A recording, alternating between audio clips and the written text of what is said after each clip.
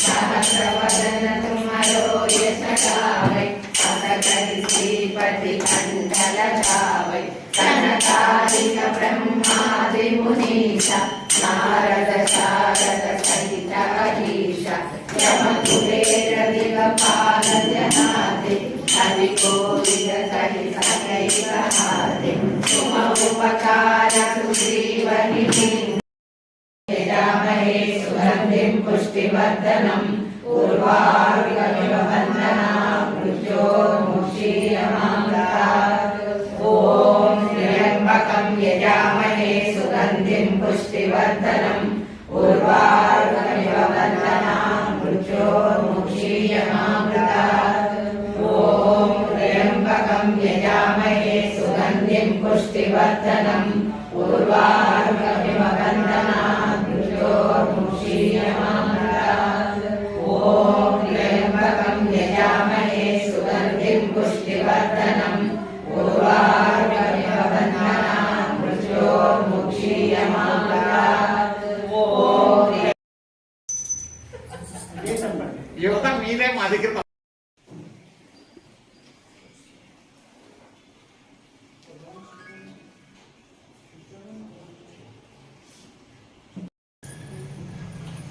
అందరికీ నమస్కారం అండి.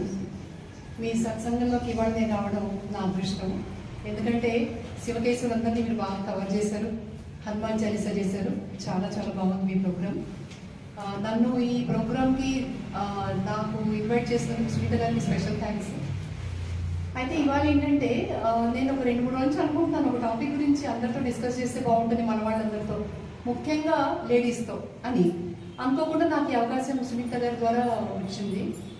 ఏంటంటే మనం ఇన్ని పూజలు ఇవన్నీ చేస్తున్నప్పుడు అందరం కూడా మనం అనుకునేది ఏంటంటే ఇంట్లో వాళ్ళు బాగుండాలి, అంతే కదండి. ఏ వయసు వాళ్ళకైనా సరే ఆ బాధ్యత గృహిణి మీదనే ఉంది. కొత్తగా పెళ్ళిన అమ్మాయి వ్రతాలు చేస్తుంది, నోములు చేస్తుంది, మధ్య వయసు వాళ్ళు చేస్తూ ఉంటారు, ఆఖరికి వృద్ధాప్యంలో కూడా చేస్తూ ఉంటాము. మనవలు మనవరాళ్ళు కొడుకులు కూతుళ్ళు అందరూ బాగుండాలి. భర్తను కోల్పోయిన వాళ్ళు కూడా సంసారం మిగిలిన వాళ్ళందరూ కూడా బాగుండాలనే చేస్తారు. ఎటొచ్చి ఏంటంటే ఏ దశలో అయినా కానీ ఆడవాళ్ళ బాధ్యత ఏంటి అంటే ఇంట్లో ఉన్న వాళ్ళందరూ క్షేమంగా సంతోషంగా ఉండాలి. మనం ఉద్యోగాలు చేసినట్టు చూస్తాం కదా, సెలవులు పెట్టరు లేడీస్. ఎందుకు అంటే వాళ్ళకి జ్వరం వచ్చినా అక్కడికి వచ్చి పనిచేస్తూనే ఉంటారు. ఎందుకండి అంటే ఏమోనండి ఇంట్లో వాళ్ళకి బాగాలేకపోతే సెలవు పెట్టుకోవచ్చు కదా, ఈ సెలవు ఉంటే దానికి పనికి వస్తుంది అంటే మనకు బాగాలేకపోయినా పర్లేదు కానీ మనం ఇంకొకళ్ళ కోసం బ్రతుకుతున్నాం. అది గృహిణి జీవితం. మనకు తెలిసినంత వరకు భారతీయ స్త్రీ యొక్క కర్తవ్యమే అది. మన ఒంట్లో బాగాలేకపోయినా చెప్పం, మనం చేస్తూనే ఉంటాం ఇంట్లో వాళ్ళ కోసం. ఇంట్లో వాళ్ళకి బాగలేకపోతే మనం అలాంటిపోతాం. ఇమీడియట్గా మనకు తెలిసిపోతుంది ఇంట్లో వాళ్ళకి బాగలేకపోతే. పిల్లలకు బాగలేకపోయినా మగవాళ్ళకి బాగలేకపోయినా మనకే ముందు తెలిసిపోతుంది. మనకు బాగలేకపోతే మనకు ఒక్కళ్ళకే తెలుస్తుంది. అది ఏ రెండో మనిషికి తెలియనివ్వం మనం, ఎందుకంటే మనం పడుకుంటే ఇంట్లో పనులు ఆగిపోతాయి కాబట్టి. ఇంత బాధ్యత మన మీద ఉన్నప్పుడు ఇంకా కొత్త కొత్త బాధ్యతలు కూడా మనం తీసుకోవాల్సిన అవసరం వచ్చింది. ఇంట్లో బాధ్యతలు మాత్రమే కాకుండా బయట విషయంలో కూడా, అంటే పెద్ద పెద్ద కబుర్లు చెప్పట్లేదు నేను దేశభక్తి అవన్నీ అని, కానీ ఇప్పుడు భారతదేశంలో కూడా మన అవసరం వచ్చింది. ఎందుకు అంటే హిందూ ధర్మానికి కూడా ఒక విధంగా ఏమంటారంటే ఎఫెక్ట్ అయ్యే ప్రమాదం వచ్చింది. సెక్యులర్ కంట్రీ అంటాము. నాకు కూడా చాలా కాలం ఆ మాట మీద చాలా గొప్ప నమ్మకం, గొప్ప గౌరవం ఉండేది. సెక్యులరిజం అంటే అన్ని మతాలు సమానమే అని మీకు అందరికీ చెప్పాల్సిన అవసరం అందరికీ తెలుసు. జస్ట్ షేర్ చేసుకుంటున్నాను ఈరోజు అంతే. అయితే సెక్యులర్ కంట్రీ అనే విషయం మీద ఇప్పుడు నాకు నమ్మకం పోతుంది. సెక్యులరిజం అంటే అన్ని మతాలు సమానమే అంటున్నారు. అన్ని మతాలు సమానమైనప్పుడు కొన్ని మతాల వాళ్ళు ఒక హిందూ మతం మీదనే దాడి చేస్తున్నప్పుడు హిందువులు ప్రతిఘటిస్తే అది తప్పెందుకు అవుతుంది? దాడి చేసేవాడికి తప్పు కానే కాదు, ఎదురు తిరిగిన వాడికి తప్పు. అది కూడా మనం ఎక్కువ ఎదురు తిరగట్లేదు, అనుకున్న స్థాయిలో మనం ఎవరికి ఎదురు తిరగడం లేదు. మనం ఏం చేస్తాం, మౌనంగా భరిస్తున్నాం. ఈ భరించిన కొద్దీ ఇది అసహాయత్వం కింద అవుతుంది. మీకు ఒక ఎగ్జాంపుల్ చెప్పాలంటే, ఇందాక భగవద్గీత గురించి అన్నారు మీరు. భగవద్గీత గురించి చాలా మంది ఇంట్రెస్ట్ చూపిస్తున్నారు, అందరికీ తెలుసు. ఎందుకంటే ఎక్కువ మంది బయటకు వచ్చి గీత నేర్చుకోవడానికి ఇంట్రెస్ట్ చూపించట్లేదు అన్నట్టుగా ఒక చోట విన్నా నేను. ఎందుకు అంటే మనకు భగవద్గీత సారం తెలుసు. మనకి ప్రతి లైన్ మనం చదవకపోయినా, ప్రతి శ్లోకం మనకి నోటికి రాకపోయినా భగవద్గీత ఏంటో మనకు తెలుసు. ఇప్పుడు కొత్తగా ఏంటంటే నెల్లూరులో ఒక ఆయన ఇతరు మతస్థులు, అంటే అతను ముస్లిం. ఆయన ఏం చేస్తున్నాడంటే ఒక గీతా ట్రస్ట్ ఏదో పెట్టుకున్నాడు, గీతా వైభవ ట్రస్ట్ ఏదో పెట్టుకున్నాడు. ఆయన పెట్టుకుని ఏం చేస్తున్నాడంటే అందరికీ భగవద్గీత నేర్పించేస్తున్నాడు. మన వాళ్ళు ఎవరు? అందరికంటే అమాయకులు ఓన్లీ హిందువులే నా నోటీస్ ప్రకారం. ఎందుకంటే మనం ప్రతి వాళ్ళని నమ్మేస్తాం. మనకు దేవుడి పేరు ఎవరన్నా చెప్పగానే వాళ్ళు మహాభక్తుల్లాగా మనం ఫీల్ అయిపోతున్నాం. దేవుడి పేరు చెప్పుకుని బ్రతికేవాళ్ళు కొంతమంది ఉంటారు, అందరు కాకపోయినా. దేవుడి పేరు చెప్పగానే వీళ్ళు కాషాయం కట్టంగానే ఆయన భక్తులుగా ఉంటారు. ఒక సాధు కనిపిస్తే వెంటనే మనం మనకున్నదో కొంత దానం చేయాలి. ఆ కాషాయ బట్టలకు ఉన్న విలువ అది. భక్తులు అన్న వాళ్ళకి మనం ఎంతో విలువిస్తాం. ఇప్పుడు ఈయన ఏం చేస్తున్నాడంటే భగవద్గీత నేర్పిస్తున్నాడు అందరికీ. ఆయన శిష్యులు ఎవరంటే మన హిందువులు. ఏం కర్మ ఇది? ఇప్పుడు భగవద్గీత మీ ఇంట్లో మీ అమ్మ గురించి ఎవరో వచ్చి చెప్పాల్సిన అవసరం, మీ అమ్మ గురించి మీకు తెలియదా? మీ అమ్మ గొప్పతనం చెప్తాను రా అంటే వాడి వెనకాల పోయే బదులు మీ అమ్మని నమ్ముకుంటే అయిపోతుంది కదా. అట్లాగా భగవద్గీత మనకు ఒకటి చెప్పాల్సిన అవసరం లేదు. నేను కామెంట్ పెట్టాను దానికి. భగవద్గీత మా వాళ్ళకి చెప్పాల్సిన అవసరం లేదు, మీ వాళ్ళకి చెప్పండి ఆ గీతాసారం. ఎందుకంటే మాది అహింసా మతం. భగవద్గీతలో దేవుడు ఏం చెప్పాడు? కృష్ణ భగవానుడు ఎవరైతే పరులను హింసించకుండా ప్రతి ప్రాణిలోనూ నన్ను మాత్రమే చూస్తాడో వాడు నా ప్రియభక్తుడు అని చెప్పాడు. మీకు అందరికీ తెలుసు. అట్లాంటప్పుడు భక్తులు కావాలంటే ఒక్క ముఖ్యమైన విషయం ఏంటంటే హింస అనేది మనసులో కూడా ఉండదు. మరి తెల్లవారు లేస్తే నా దేవుని నమ్మడాన్ని వాడిని నరుకుతాను, చంపేస్తాను అని హింసని బోధించే భగవంతుణ్ణి దేవుడిని మనం ఎలా అనుకుంటామండి? అన్ని మతాల్లోనూ అన్ని గ్రంథాల్లోనూ ఒకటే ఇచ్చాడు, అన్ని గ్రంథాల సారం ఒకటే అని ఆయన చెప్తున్నాడు. ఆ ముస్లిం ఆయన ఫైనల్ గా ఆయన చెప్పేది ఏంటి? అటు ఇటు చెప్పి చివరికి అది ఖురానే ఫైనల్ అని తేల్చేస్తారు. అది గుర్తుపెట్టుకోండి. మనం అది తెలుసుకోవట్లేదు. ఒక ఎగ్జాంపుల్ చెప్తాను. నేను విన్న వీడియో ప్రకారం, అది ఇంకొక వీడియో. ఆయన కూడా ముస్లిమే. ఆశ్చర్యకరమైన విషయం ఏంటంటే మనకంటే ఎక్కువ ఉపనిషత్తులు, గ్రంథాలు, భగవద్గీత అన్ని వాళ్ళు చదివేస్తున్నారు. ఆయన రామాయణం చదివేశాడు. చదివితే మంచిదే, మనము చెప్పుకున్నాం, మనం చదువుకున్నాం. రామాయణం తెలియని భారతీయులు ఎవరు ఉండరు.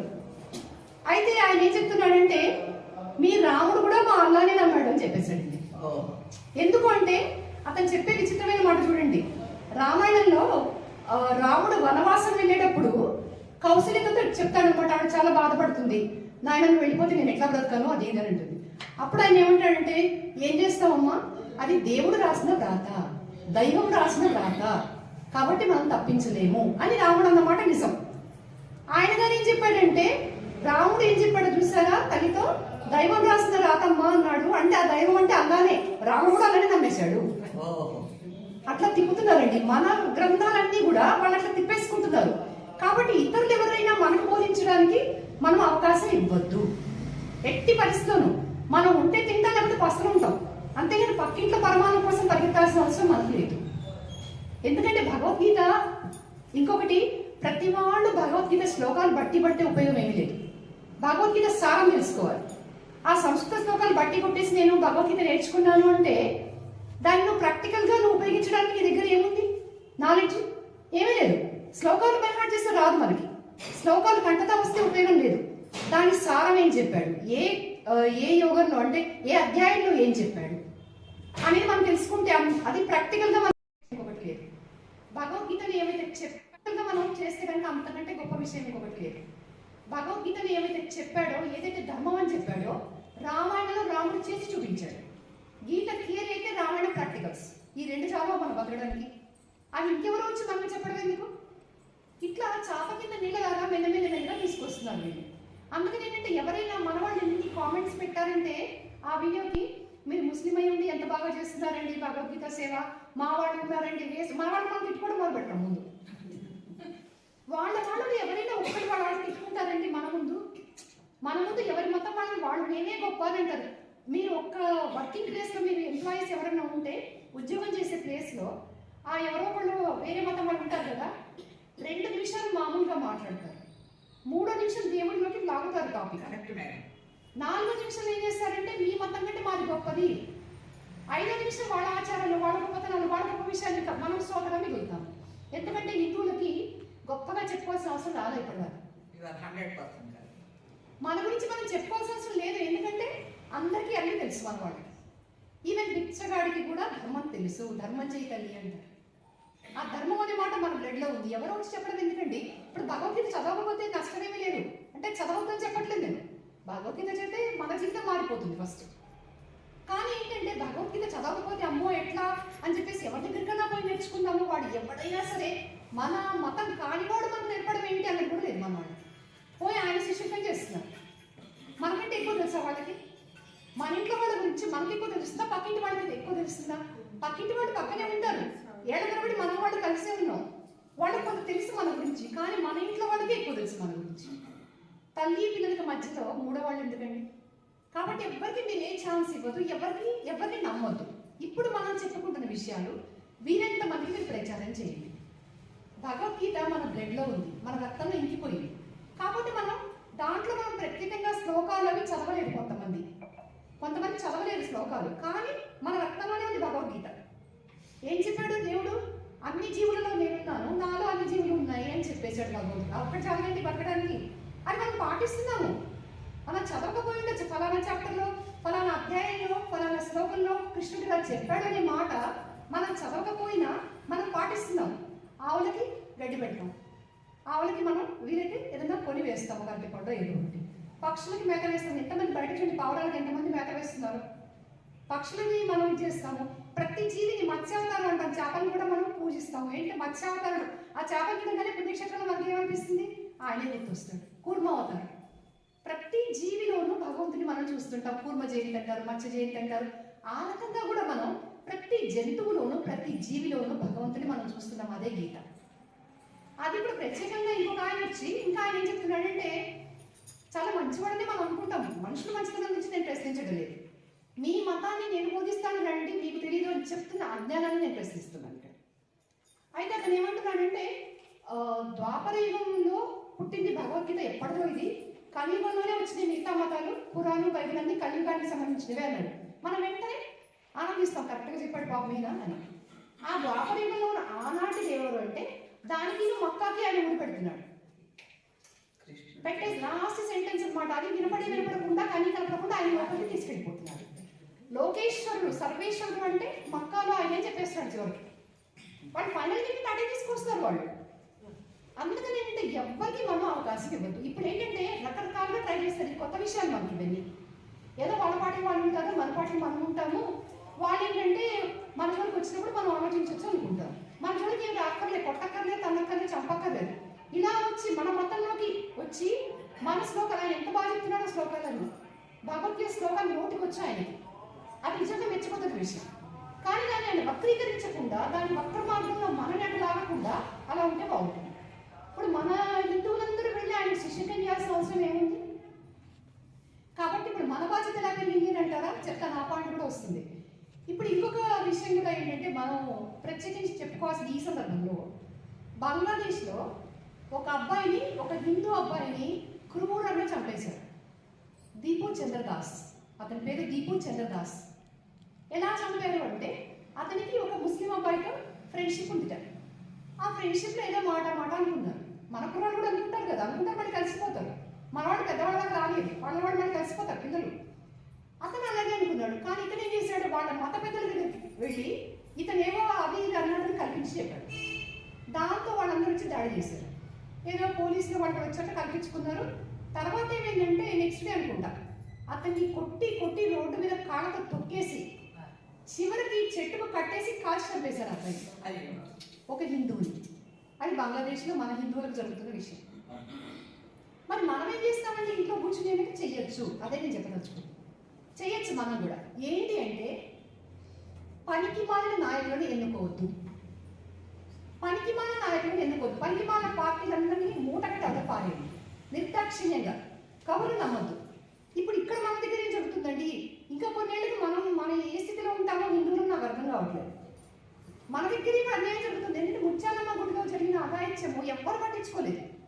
పైగా దాని గురించి ఎవరు కామెంట్ చేయకూడదు అని మన నాయకులందరూ చెప్పడం. మనకి దెబ్బతిన్నవాడు నోరు మెలపకూడదు. రాయి వేసిన వాడిని మనం రక్షిస్తూ ఉంటాము.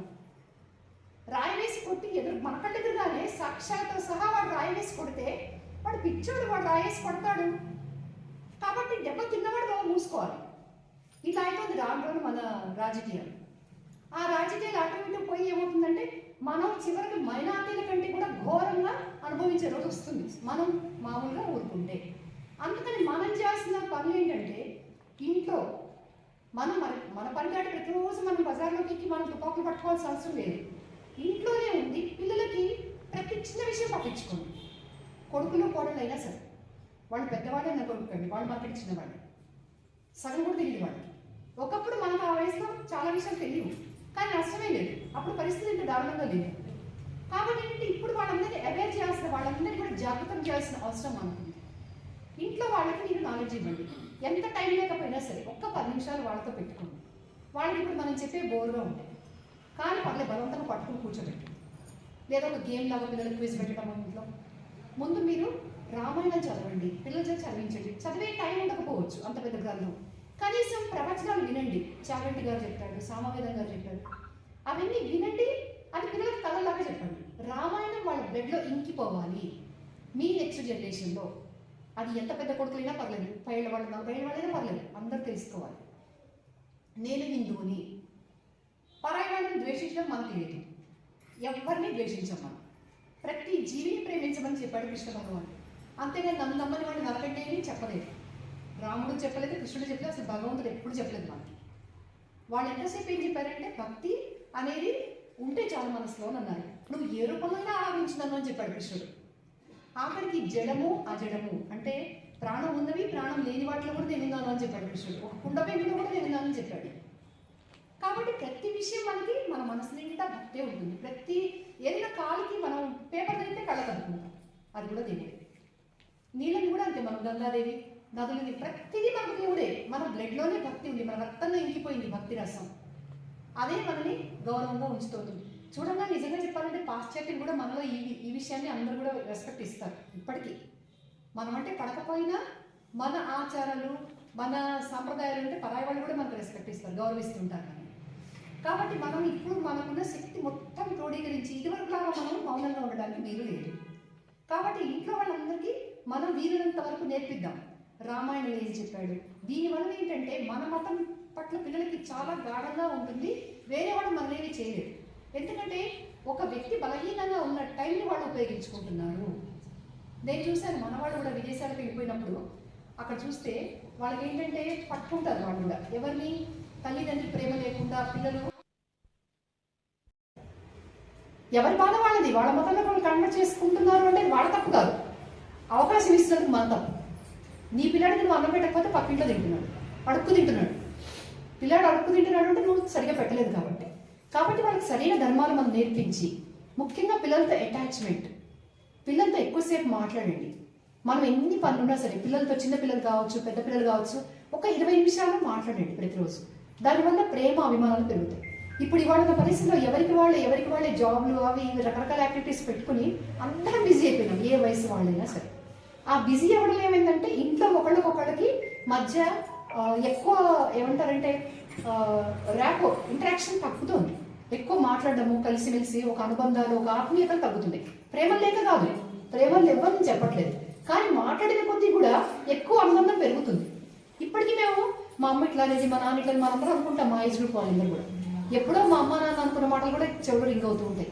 అంత ఆత్మీయత వాళ్ళు మాకు పంచారు. అప్పుడు ఈ వయసు వాళ్ళు ఇప్పుడు ఉన్నారు కొంతమంది, నా వయసు వాళ్ళు కూడా. మీకు తెలుసది మనం ఎట్లా ఎంజాయ్ చేసాము. ఇప్పుడు పిల్లలు చదువులు ఏమనంటే సెల్ ఫోన్ ఇది పెద్ద శత్రువు. అది ఒకే ఇంట్లో తల్లిదండ్రులు కూడా అంతే, తల్లి ఒక సెల్ ఫోన్ తండ్రి ఒక సెల్ ఫోన్. పిల్లలు ఏం చేస్తారు, ఎవరున్నారు వాళ్ళతో మాట్లాడడానికి, ఎక్కువ మాట్లాడారు. ఇంకొకటి ఏంటంటే పిల్లలు మా జనరేషన్ లేదు. ఇప్పుడు కొత్తగా ఏంటంటే తల్లిదండ్రులని ఒక్కటి అమ్మాయి అయినా సరే ఆడపిల్లల గురించి మాట్లాడుతున్నారు, వదిలేసి వాళ్ళు విదేశాలకు వెళ్ళిపోతున్నారు. ఆడపిల్లలు కూడా వెళ్ళిపోతున్నారు. ఆడపిల్లలకు మనం నేర్పిస్తున్న సాంప్రదాయం ఏంటి, ఇక్కడ వీళ్ళకి స్వేచ్ఛ దొరకట్లేదు. చదువుల కోసం వెళ్ళినా సరే, చదువుల కోసం వెళ్ళాల్సిన అవసరం వస్తే వెళ్ళి వెంటనే రావట్లేదు, అక్కడే ఉండిపోతున్నారు. ఒక ముఖ్యమైన కారణం ఏంటంటే నేను అబ్జర్వ్ చేసింది, ఇక్కడ లేని స్వేచ్ఛ అక్కడ దొరుకుతుంది. ఇక్కడ కూర్చున్నావు, నువ్వు ఈ బట్టలు వేసుకున్నావు, బయటకు వెళ్ళినప్పుడు జాగ్రత్త, ఎవరింటికి వెళ్తున్నావు, అబ్బాయితో మాట్లాడుతున్నావా, ఇన్ని ఆంక్షలు పెడతాం మనం. అక్కడ కంట్రోల్ ఉండదు. వాళ్ళ ఇంటి పైన స్నేహితులతో కలిసి వాళ్ళు విదేశాల్లో చదువుకుంటున్నారు. వాళ్ళకి ఇది మంచి ఇది చెడు ఎవరు చెప్తారు, క్లబ్బులు పబ్బులు అది ఫ్యాషన్ అనుకుని అగ్నిలోకి దూకే మిడతలాగా అయిపోతున్నారు పిల్లల్ని రక్షించాల్సిన బాధ్యత మనదే. కాబట్టి చిన్నప్పటి నుంచి గమనించాలి వాళ్ళు. ఇప్పుడు అక్కడికి వెళ్ళిన వాళ్ళు ఏం చేస్తున్నారంటే 2 ప్రమాదాలు ఉన్నాయి. ఒకటి, వాళ్ళ పేరెంట్స్ అందుబాటులో లేరు, ఆ ఒక్కటే అమ్మాయి ఒక్కటే అబ్బాయి ఉన్నవాళ్ళు మంచినీళ్ళు పోసే దిక్కులేక అల్లాడుతున్నారు. మన పిల్లల్ని విదేశాలకు అప్పచెప్పాం. ఒక పాయింట్ ఇది. సెకండ్ మెయిన్ ఇక్కడే మనం ఇప్పుడు చెప్తే వాళ్ళు వినే పరిస్థితులు లేరు. వాళ్ళ మైండ్ మొత్తం ఏంటంటే అక్కడికి ఉండిపోయింది. వాళ్ళు ఇప్పుడు ఏంటంటే విదేశీ సంస్కృతి పాటిస్తున్నారు. ఇంకా అయితే అక్కడి మతస్థుల్ని పెళ్లి చేసుకుంటారు. ఇంకా ఇక్కడ మన సంస్కృతి మన హిందుత్వం ఎక్కడ పోతుంది? మన వాళ్ళు అక్కడికి వెళ్ళిపోయి మారిపోయాక దేశానికి మనం ఏం చేస్తున్నాం? మన పిల్లలు ఇంకో దేశానికి అప్పచెప్తున్నాం. కాబట్టి ఇవన్నీ మనం దృష్టిలో పెట్టుకుని ఈ పాయింట్స్ అని దయచేసి మీరు సీరియస్గా తీసుకుని అందరితో కూడా మీరు డిస్కస్ చేయండి. వీళ్ళంత మందిని అవేర్ చేయండి. అందరికీ కూడా పంచుకోండి. ఈ జరుగుతున్న వాటిలో మనం ఏం చేయాలంటే పిల్లల్ని మనకు దగ్గరగా చేసుకుంటాం.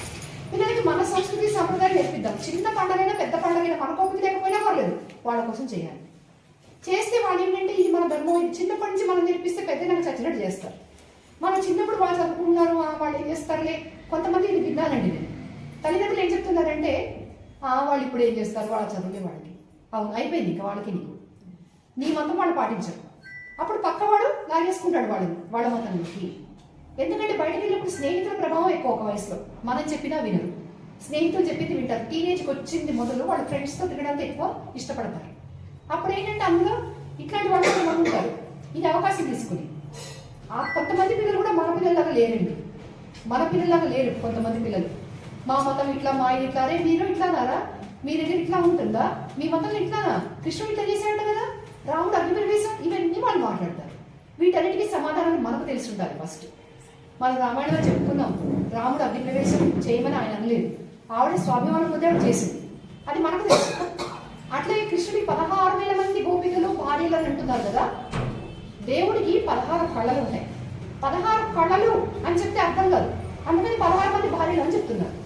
ఆ ఒక్కొక్క కళకి 16 కళలకి ఒక్కొక్క దానికి 1000 కిరణాలు ఉంటాయి భగవంతుడికి. అంటే 16,000 కిరణాలతో ఆయన వెలిగిపోతూ ఉంటాడు.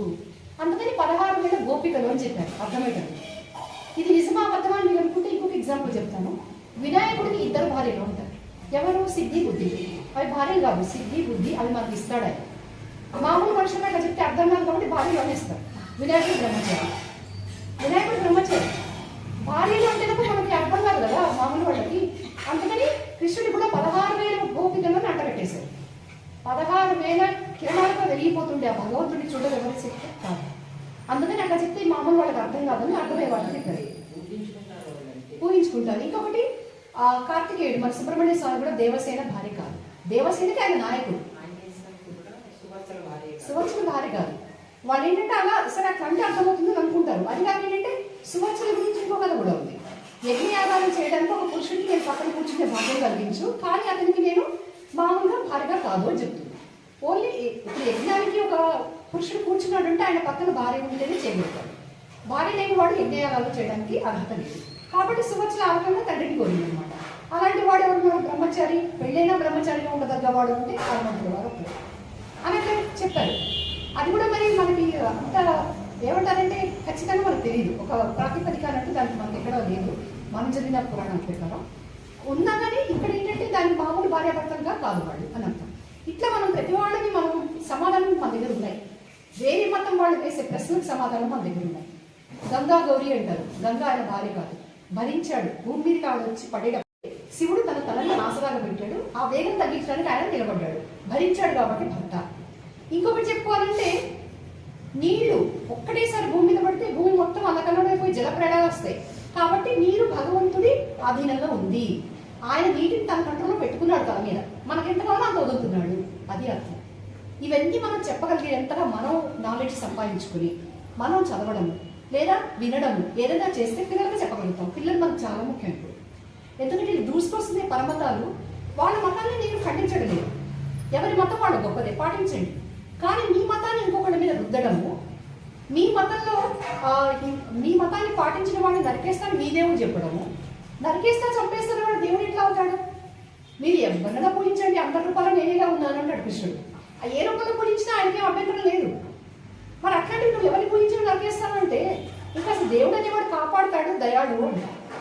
కాబట్టి ఇవన్నీ దృష్టిలో పెట్టుకుని మనం ఏమేమి చేయాలని మనమే ప్లాన్ చేసుకుందాం. మీ సత్సంగం చాలా చాలా బాగుందండి. ఇలాంటివి మీరు ఒక్కొక్క చోట కూడా నిర్వహిస్తే బాగుంటుందని నా అభిప్రాయం. ఏంటంటే కనీసం నెలకు ఒక్కొక్క గుళ్ళో వేరే వేరే గుళ్ళలో చేసి పిల్లలకి రామాయణం క్విజ్ కానీ దానికి నేనేమాత్రం సహాయం కావాలో తప్పకుండా చేస్తాను. పిల్లలకి మనం మనం ఎక్కువ మంది సత్సంగాలు పెట్టుకుంటే పిల్లలు ఎక్కువ మంది వస్తారు. వాళ్ళ చేత కనీసం ఎప్పుడో ఒకసారి నెలకు ఒకసారి ఒక 100 సార్లు శ్రీరామాన్ని రాయించడం, ఆ రాసిన వాళ్ళకి మనం ఏదైనా ఇవ్వడం, ఒక 10 రూపాయలు గిఫ్ట్ అయినా సరే. ఆ రామనామం పిల్లలకి అలవాటు అవుతుంది. అట్లాగే రామాయణం గురించి కొద్దిగా చెప్పడం, ఎవరో ఒకళ్ళు మనలో ఒకళ్ళు, ఈసారి నువ్వు చెప్పు ఇది, ఈసారి నేను చెప్తాను, అట్లా మనం పంచుకొని చైన్ లాగా ఒక్కొక్కసారి ఒక గుడిలోకి వెళ్ళి రామాయణ ప్రచారం చేస్తే సగం మంది పిల్లలు బాగుంటారు. కాబట్టి ఇవన్నీ మీరు ఆలోచించండి. ఇది నా సలహాలు మాత్రమే. మీరందరూ ఇక్కడ నాకంటే పెద్దవాళ్ళు కూడా ఉండొచ్చు బహుశా. మీరు ఏదైనా తప్పుగా మాట్లాడితే ఏమనుకోండి. ధన్యవాదాలు.